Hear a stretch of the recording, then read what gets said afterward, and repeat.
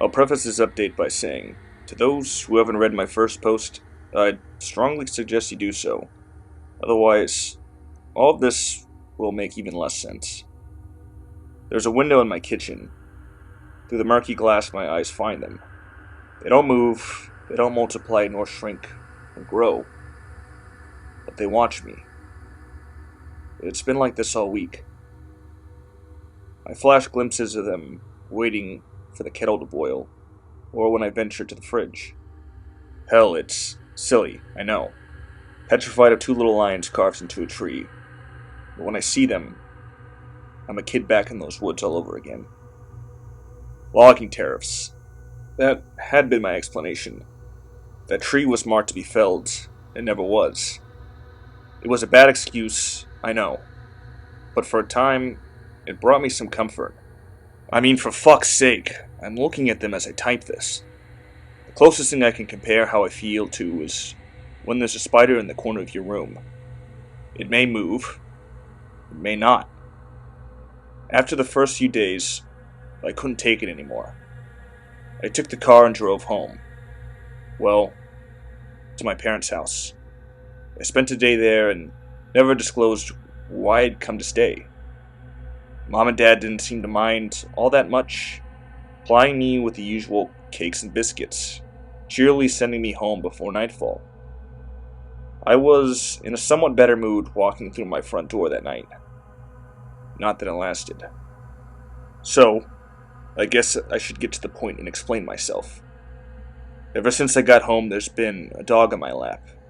She was mine, of course, and originally planned to leave her with my parents. However, after the initial hysteria over the tallies, spending each night alone no longer seemed, well, didn't seem very appealing.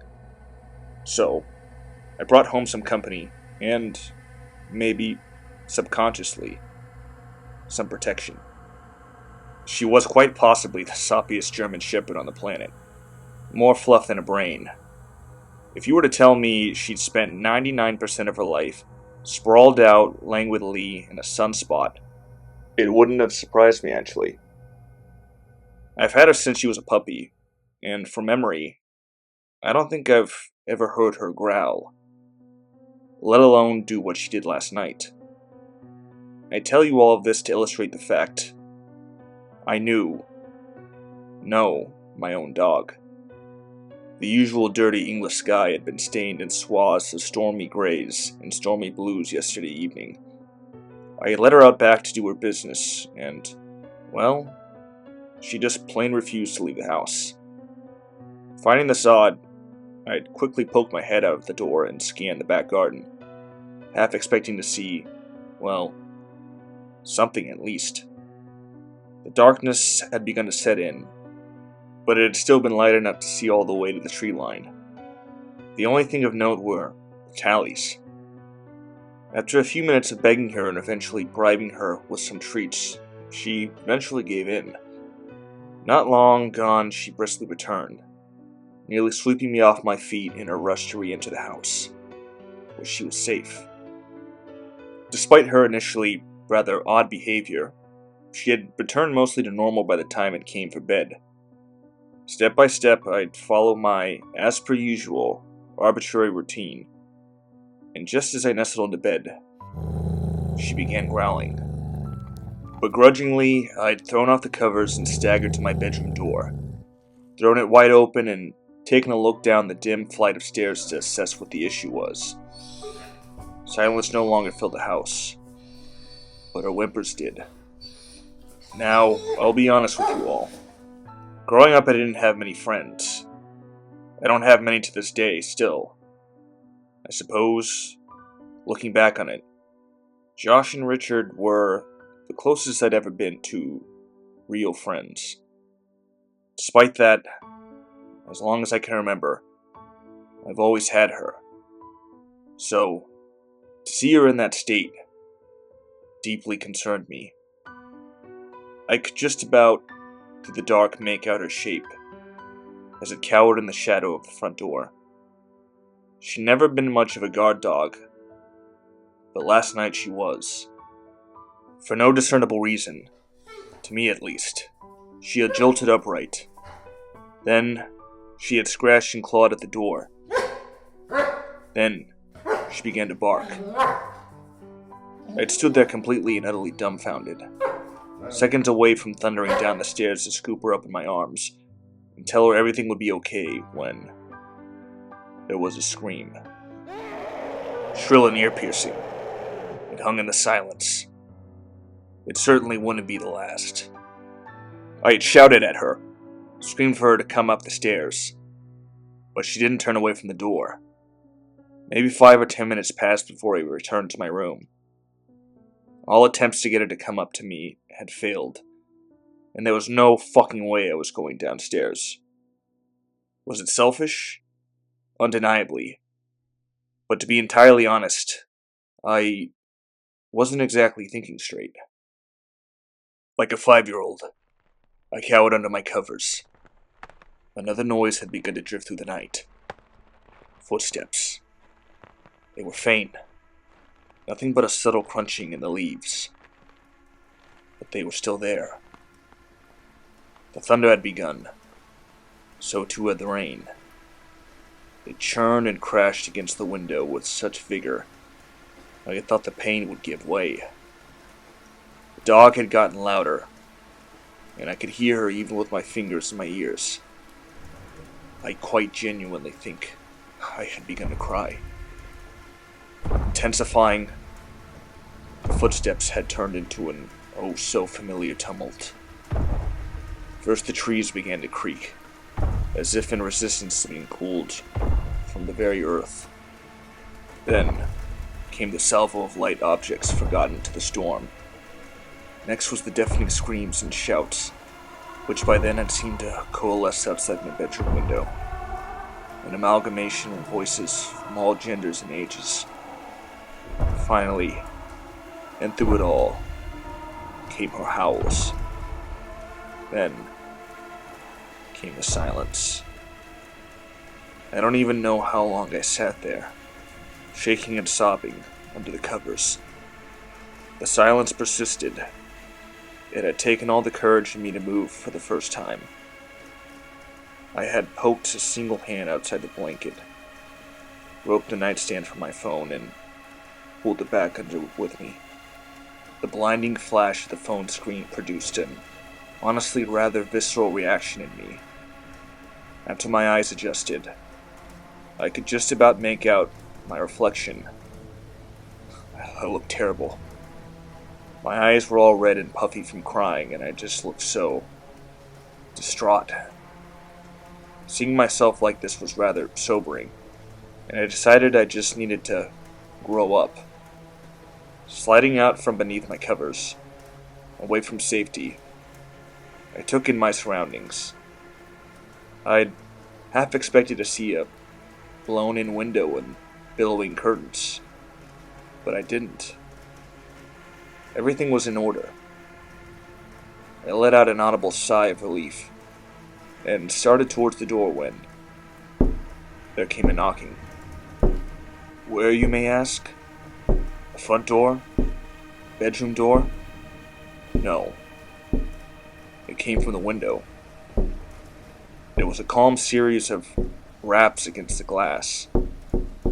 It was soft and cautious, like the person on the other side hadn't wanted to startle me. If that had been their intention, they had failed miserably. I waited for them to continue, for a voice to follow, for them to smash through the window and kill me. But nothing ever came. I remember sliding down the wall into a crumpled pile and waiting. Hours had passed in utter silence before the dusty tones of morning had infiltrated my room. Now, my biggest question at the time had been how it had even knocked. My bedroom was on the second floor, after all. This morning, those curtains gave way to a cloudless sky and a beautiful day, albeit the surrounding land bore the scars of last night's events. For a time, I had tricked myself into believing I'd imagined it all. until I staggered down that creaking staircase. "Where are you, girl? Lyric, come here." That's what I'd said as I came down to face the pristine front door. There were no claw marks. Having received no response, I crept through the quiet house, expecting her to be lying in the wake of some sun-facing window. She wasn't anywhere immediately in view. In fact, she wasn't anywhere at all. The doors were locked, the windows were shut. There was no conceivable way she could have gotten out of the house. There was no trace of her.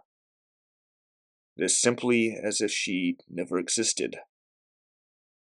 The food and water bowl I took with me, gone. Her bed, gone. I mean, even the bags of her food are gone. There was someone or something in the woods last night. That is a fact. Frankly, I don't know what to do. I don't want to assume the worst, but after last night, that's an oh so very hard thing not to do. My body won't cooperate when I try to pull on my shoes and pocket my keys. My legs quake as my hand grasps the handle of the front door. I can't bring myself to look at her. I'm a coward. I don't know what to believe anymore. I think that I had a dog. I think that she gave her life for me. All I could do was think. Nothing is certain anymore. I mentioned earlier about the questions I have. How that thing knocked to my window is still one of them. Yet, as I stare at them through the murky glass of my kitchen window, I can't help but think that this is all connected. What is the real meaning? The real purpose of those tallies?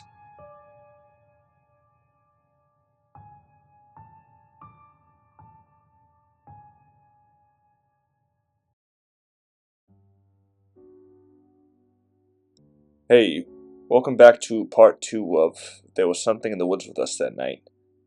Really amazing series. Special shout out to King of the Nugs, the very talented writer of this series.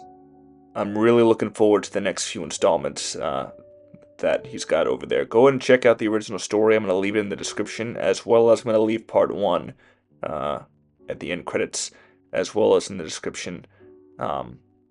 Money's been a little tight, but once again, just throwing it out there, I am saving up for a new mic.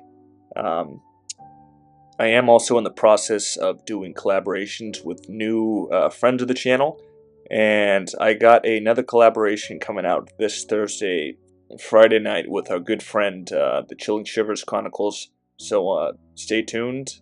Yeah, really looking forward to the next few videos.